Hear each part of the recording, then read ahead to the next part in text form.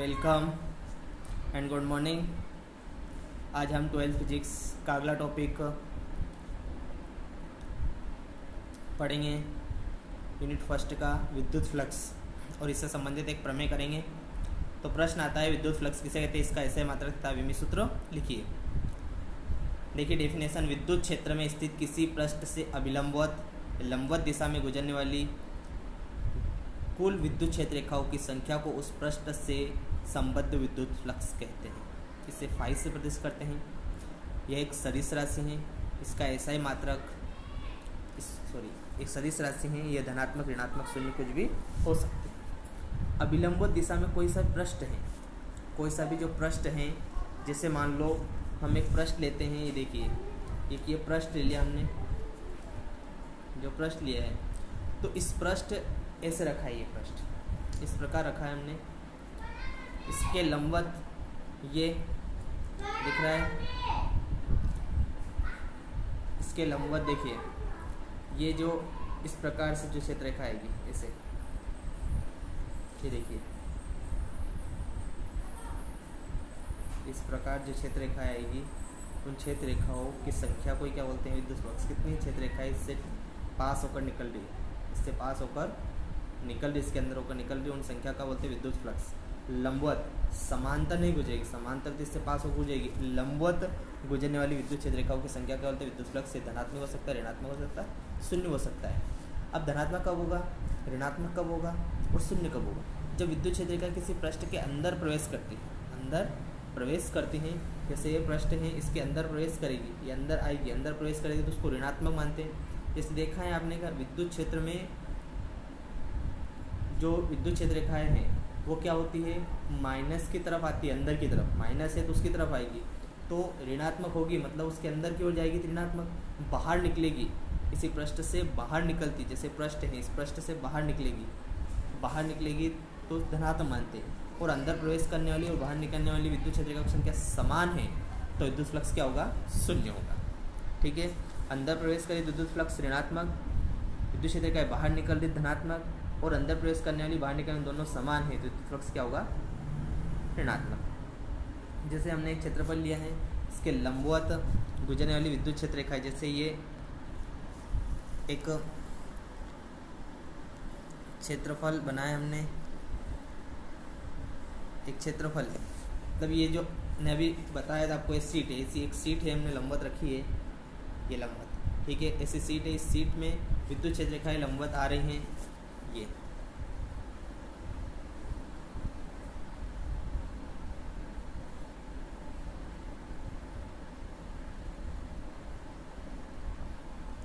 इससे पास होकर निकल रही है, तो ये जो लंबवत हैं, इस लंबवत सीट से अधिक संख्या में विद्युत क्षेत्र रेखाएं बाहर निकलेगी, तो इसका विद्युत फ्लक्स अधिक होगा। जितनी क्षेत्र रेखाएं बाहर निकलेगी या इससे होकर गुजरेगी, तो विद्युत फ्लक्स अधिकतम होगा।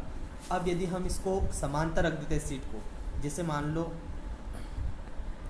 ये हमने सीट ये रख दी ऐसे, जैसे गोला लिया है, गोले को ऐसे हमने रख दिया, जो वृत्ताकार सीट है हमारी, उसको ऐसे रख दिया हमने, तो इससे विद्युत क्षेत्र रेखाएं समांतर होकर इससे गुजर जाएगी, पास होके, ये मतलब इससे होकर गुजरेगी कम। यदि इसको सीधा रखते हम, इस गोले को ऐसा नहीं रख के ऐसे रखते हैं, तो ज़्यादा निकलती, तो इससे जो विद्युत क्षेत्र रेखा होगी वो क्या निकलेगी, कम निकलेगी।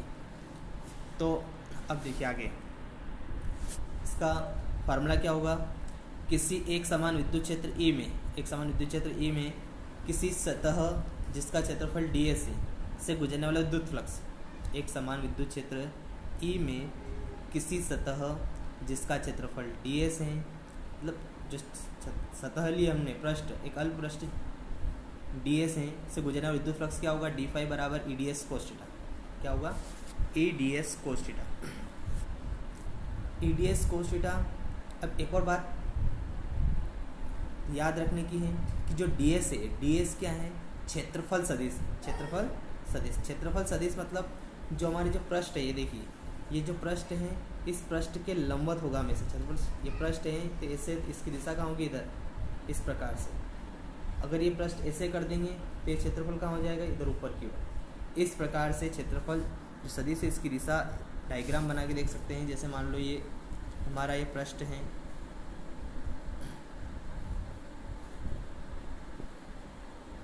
ये तो इस क्षेत्रफल शरीर से ये लंबवत रखा है, तो इसके कहाँ होगी, इधर जस्ट लंबवत दिशा में।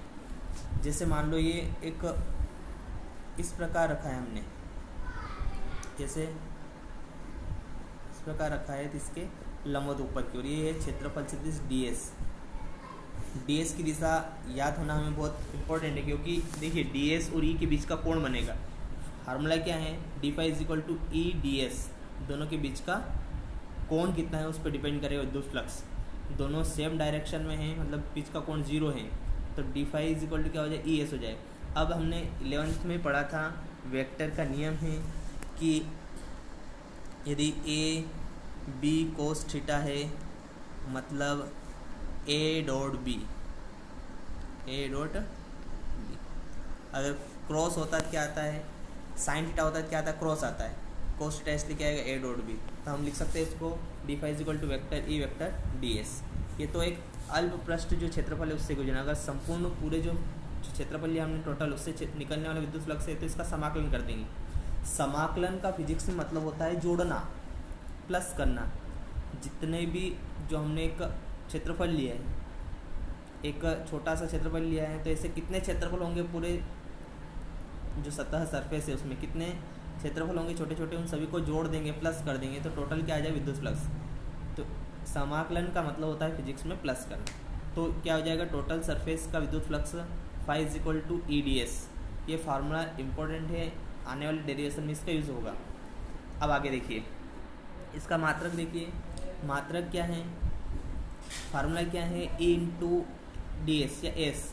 ई क्या है, विद्युत क्षेत्र की तीव्रता, एस क्या है, क्षेत्रफल। अब विद्युत क्षेत्र की तीव्रता, विद्युत क्षेत्र तीव्रता का मात्रक क्या है, न्यूटन पर कूलम। अब क्षेत्रफल का मात्रक क्या है, मीटर स्क्वायर। तो हमने मीटर स्क्वायर पहले लिख लिया, न्यूटन मीटर स्क्वायर पर कूलम। मतलब इसका जो मात्रक होगा वो क्या होगा, ई से क्या हो जाएगा, न्यूटन पर कूलम, और इससे क्या हो जाएगा, मीटर स्क्वायर। तो हमने पहले क्या लिख लिया है, न्यूटन मीटर स्क्वायर पर कूलम। अब देखिए इसके बाद विमी सूत्र देखिए, विमी सूत्र में क्या होगा, न्यूटन बल का विमी सूत्र क्या है,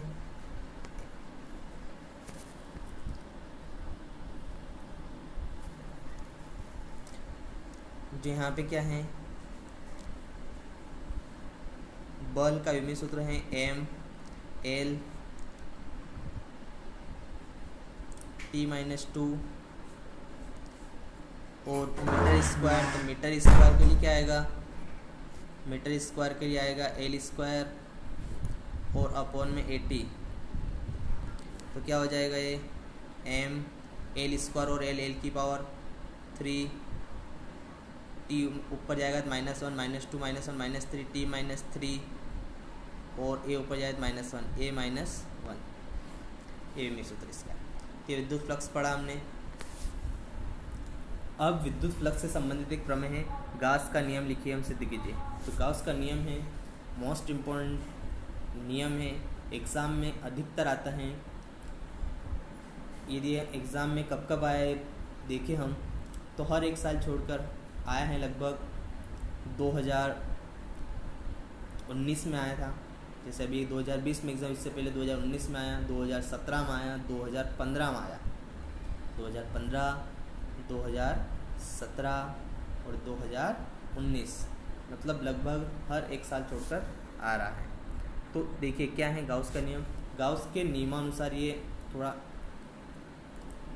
नियम है यहाँ पे, नियम के अनुसार, यहाँ पे नियम लिखा हुआ है, क्या है, नियम के अनुसार वायु या निर्वात में किसी विद्युत क्षेत्र में स्थित किसी भी आकार के बंद पृष्ठ से होकर गुजरने वाला कुल विद्युत फ्लक्स पृष्ठ के अंदर उपस्थित कुल आवेश का 1/ε0 गुना होता है।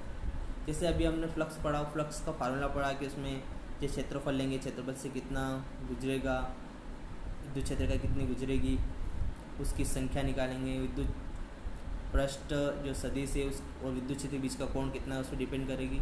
और गाउस जो है इन्होंने एक सिंपल डेफिनेशन दे दी कि हमें किसी की आवश्यकता नहीं है, डायरेक्ट हम बता सकते हैं कि उसके अंदर आवेश कितना है, जो क्या है विद्युत क्षेत्र में स्थित किसी भी आकार के बंद पृष्ठ से होकर गुजरने वाला कुल विद्युत फ्लक्स जो पृष्ठ है उस पृष्ठ के अंदर कितना आवेश है उस पर डिपेंड करेगा। हम आवेश निकाल लेंगे तो हमें विद्युत फ्लक्स पता चल जाएगा।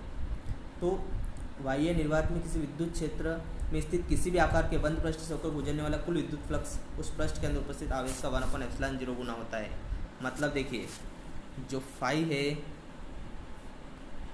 कुल आवेश Q गुणित 1/ε0 गुना किसी पृष्ठ बाह्य निर्वात में विद्युत क्षेत्र में स्थित किसी भी आकार के बंद पृष्ठ से कोई गुना विद्युत फ्लक्स। फाई क्या विद्युत फ्लक्स, Q के आवेश उसके अंदर उपस्थित कुल आवेश का 1/ε0 गुना मतलब गुणित 1/ε0। फाई बराबर क्या हो जाएगा Q/ε0। ठीक है, तो ये गाउस का थ्योरम है, इसको प्रूव करना है। हमें क्या करना है, प्रूव करना है। आगे समझ में कि जो विद्युत फ्लक्स होगा उसके अंदर जितना भी आवेश है, जो भी सरफेस है, किसी भी आकार, इसमें एक और बात है कोई सा भी आकार हो सकता है, चाहे गोलाकार हो सकता है या दीर्घवृत्ताकार हो सकता है या चतुर्भुजाकार हो सकता है, कोई सा भी आकार हो सकता है। किसी भी आकार के गुजरने वाला जो पृष्ठ होगा वो उसके अंदर उपस्थित कुल आवेश का 1/ε0 गुना होगा। अब यहाँ पे हमने एक पृष्ठ ले लिया। पृष्ठ देखिए हमने गोलाकार पृष्ठ ले लिया। ये हमने एक गोलाकार पृष्ठ ले लिया। इस गोलाकार पृष्ठ में जो आवेश हैं समान आवेश है, तो यहाँ पर एक आवेश है +Q। क्या है +Q। अब इससे हम R दूरी पर एक बिंदु P लेंगे। यहाँ पे बिंदु P लिया, इस पर एक पृष्ठ बना देंगे, छोटा सा पृष्ठ, ये इस प्रकार से। तो इधर प्लस आवेश यहाँ पे विद्युत क्षेत्र दिशा इसके जस्ट सामने बाहर की ओर ये होगी E। जो पृष्ठ बनाया है इस पृष्ठ के लंबवत विद्युत क्षेत्र दिशा जो पृष्ठ बनाया है हमने, ये वाला पृष्ठ है हमारा, ये वाला छोटा सा क्या है पृष्ठ है। ऐसे गोले में बहुत सारे पृष्ठ बनेंगे। ये जो पृष्ठ है ऐसे बहुत सारे पृष्ठ बनेंगे। इसके पृष्ठ के लंबवत सदिश होगा ये DS, इन दोनों बीच का कोण। हमें मालूम नहीं है कि DS जो पृष्ठ बना है उसके बीच दोनों कोण कितना है, तो हमने थीटा ले लेंगे। दोनों बीच का कोण कितना ले लेंगे, यहाँ पे थीटा है। अब एक और चीज़ है इसमें कि यहाँ से यहाँ तक की दूरी कितनी है, R है। अब पहले यहाँ पे विद्युत क्षेत्र की तीव्रता निकालेंगे। तो ये डायग्राम समझ में आ गया क्या है। एक और बार मैं समझा देता हूँ कि एक गोला है, मतलब एक पृष्ठ है किसी भी आकार का। हमने गोला लिया, उसका क्षेत्रफल कितना S है। हमने लिख भी रखा है कि माना एक बंद पृष्ठ है, S के भीतर बिंदुओं पर +Q आवेश है। बिंदुओं पर क्या है, +Q आवेश है स्थित है। इस बिंदु O से R दूरी बिंदु P है। O से R दूरी बिंदु क्या है, P है। अब जिसके चारों ओर एक छोटा सा क्षेत्रफल DS चुना है। इस बिंदु P के चारों ओर, जो बिंदु P दिख रहा है आपको छोटा सा, इसके चारों ओर क्षेत्रफल क्या चुना हमने, DS चुना है। अब देखिए इसके बाद जो +Q आवेश कारण बिंदु P पर विद्युत क्षेत्र तीव्रता कितनी होगी, तो विद्युत क्षेत्र तीव्रता दूरी पर डिपेंड करती है। विद्युत क्षेत्र तीव्रता हमने पढ़ रखी है। +Q आवेश कारण बिंदु P पर विद्युत क्षेत्र की तीव्रता कितनी होगी, E = 1/4πε0 Q/r², क्योंकि बिंदु O से P की दूरी कितनी है, R है। विद्युत क्षेत्र तीव्रता फार्मूला क्या, आवेश बटे दूरी का स्क्वायर, 1/4πε0 कांस्टेंट है, तो आवेश बटे क्या है, दूरी का स्क्वायर। समीकरण नंबर 1। अब क्षेत्रफल DS से गुजरने वाला विद्युत फ्लक्स, अभी हमने पढ़ा है फार्मूला थोड़ी देर पहले, ये यहाँ पर ये d∅ = EDS cos θ। तो क्षेत्रफल DS जो हमने बनाया, क्षेत्रफल DS से गुजरना विद्युत फ्लक्स क्या आएगा, d∅ = EDS cos θ। EDS cos θ, ठीक है। cos θ क्या है, E और DS के बीच का कोण, E और DS के बीच का कोण। अब देखिए समीकरण 1 से जो हमने E का मान लिखा था, E का मान रख देंगे तो d∅ बराबर क्या आ जाएगा, 1/4π, E का मान रख दें 1/4πε0 Q/r², और DS cos θ ऐसा कैसा। अब इसके बाद हम d∅ बराबर Q/4πε0 अलग कर देंगे, Q/4πε0 अलग कर देंगे। और डी एस कोस्टेटा अपन आई को अलग कर देंगे। क्यू क्या है, कोस्टेंट आवेश फिक्स है और 1/4πε0 ये भी फिक्स है। डी एस कोस्टेटा अपन आई स्क्वायर, अब जो डी एस कोस्टेटा अपन आई स्क्वायर होता है इसको बोलते हैं डी ओमेगा, घन कोण। घन हमने 11th में एक ऐसा ही मात्रक में हमने दो पूरक मात्रक पढ़े थे, एक तो कोण पढ़ा था और एक घन कोण पढ़ा था, समतल कोण और घन कोण। तो ये घन कोण क्या होता है, एक गोले के चारों ओर का क्षेत्रफल, जो गोला होता है जैसे गेंद, हमारा गोले और वृत्त में अंतर है, गोला जैसे गेंद है तो गेंद के चारों ओर का जो कोण होगा वो कितना होगा, डी ओमेगा। तो ये यहाँ पे डायग्राम में बना रखा हमने, ये घन कोण, ये वाला जो कोण है ये घन कोण बन रहा है। ये कोण नहीं, पूरा एक क्षेत्रफल बनेगा, इस पर क्या है, घन कोण। ऐसे बहुत सारे घन कोण बनेंगे, ऐसे बहुत सारे घन कोण इसमें बनेंगे। जितने क्षेत्रफल लेंगे स्मॉल क्षेत्रफल उतने क्या बनेंगे, घन कोण। तो D S cos theta upon R square, जैसे कोण का क्षेत्रफल क्या होता है, कोण का सूत्र क्या होता है, कोण बराबर होता है चाप बटे त्रिज्या। ये कोण बराबर होता है चाप बटे त्रिज्या। अब यहाँ पर जो घन कोण होता है इसका फार्मूला होता है चाप गुणित चाप कितने कोण का बन रहा है, जैसे हमने वृत्त पे कितने कोण का जो बनता है, चाप ds क्या है, चाप है, कितने कोण का बन रहा है केंद्र से, और त्रिज्या का स्क्वायर आता है घन कोण में। ठीक है, तो ये कोण का फार्मूला इसी प्रकार घन कोण का फार्मूला क्या है, चाप गुणित cos थीटा बटे त्रिज्या का स्क्वायर। तो इसकी जगह क्या लिखते हैं हम, D omega, D phi is equal to Q upon 4πε0 D omega. D omega क्या है, घन कोण। ये तो हमने एक अल्प पृष्ठ, जो अल्प पृष्ठ था हमारा, यहाँ पे ये जो अल्प पृष्ठ था, ये इससे निकलने वाला विद्युत फ्लक्स निकाला हमने। हमें निकालना है पूरे पृष्ठ से होकर गुजरने वाले, ऐसे बहुत सारे इसमें पृष्ठ बन जाएंगे, यहाँ पर, यहाँ पर, यहाँ पर, ऐसे बहुत सारे क्या बन जाएंगे, इसमें ऐसे पृष्ठ बन जाएंगे। सभी को क्या कर देंगे, प्लस कर देंगे। तो कुल विद्युत फ्लक्स आएगा phi is equal to sigma d phi. Sigma मतलब प्लस, जितने भी डी फाई बनेंगे इसे सभी को क्या कर देंगे, प्लस कर देंगे। ठीक है, क्या लिख रखा है ये, फाई इज इक्वल टू, ये है phi is equal to sigma d phi. जितने भी क्षेत्रफल बनेंगे उन सभी को प्लस कर देंगे। तो ये phi is equal to sigma d phi की वैल्यू कितनी है, अभी निकाली हमने, क्यू अपॉन 4πε0 और डी ओमेगा। अब देखिए क्यू अपॉन 4πε0 कॉन्स्टेंट मैंने पहले बताया, ये कॉन्स्टेंट है। सिग्मा का मतलब क्या है, डी ओमेगा को प्लस करना है। जितने भी घन कोण बनेंगे, एक क्षेत्रफल लिया हमने तो एक बन रहा है, तो ऐसे जितने क्षेत्रफल लेंगे उतने घन कोण बनेंगे। तो सिग्मा क्या आ जाएगा, D omega, sigma D omega. ये phi is equal to Q upon 4πε0, Q upon 4πε0, और क्या आ जाएगा, सिग्मा डी ओमेगा। ठीक है, सिग्मा डी ओमेगा। दिख रहा है, नहीं दिख रहा है तो मैं लिख देता हूँ, क्या आएगा, ये phi is equal to Q upon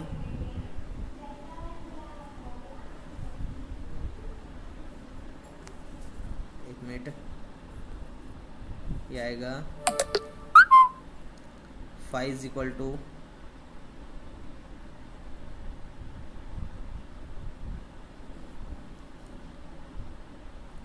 Q upon 4πε0 sigma D omega, और सिग्मा डी ओमेगा का मान होता है 4π।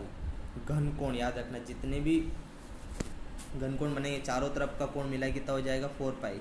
तो ये हो जाएगा phi is equal to Q upon 4πε0, और इसका मान होता है डी ओमेगा का मान कितना होता है, 4π। 4π से 4π कैंसिल हो जाए, क्या बचेगा, Q upon epsilon 0। Phi is equal to क्या बचेगा, ये phi is equal to Q upon epsilon 0। यही गाउस का नियम है। एक और बात समझ लेते हैं, गाउस का नियम क्या है। सबसे पहले देखिए कि एक बंद पृष्ठ है, कोई सा भी आकार का बंद पृष्ठ ले लेंगे, इसमें प्लस के आवेश से बिंदुओं पर, इससे r दूरी पर एक बिंदु क्या है, P है, जिस पर एक छोटा सा क्षेत्रफल चुना हमने। अब आवेश Q के कारण बिंदु P पर विद्युत क्षेत्र तीव्रता कितनी होगी, ये पहले ही पढ़ रखा हमने, E is equal to 1/4πε0 Q upon are square.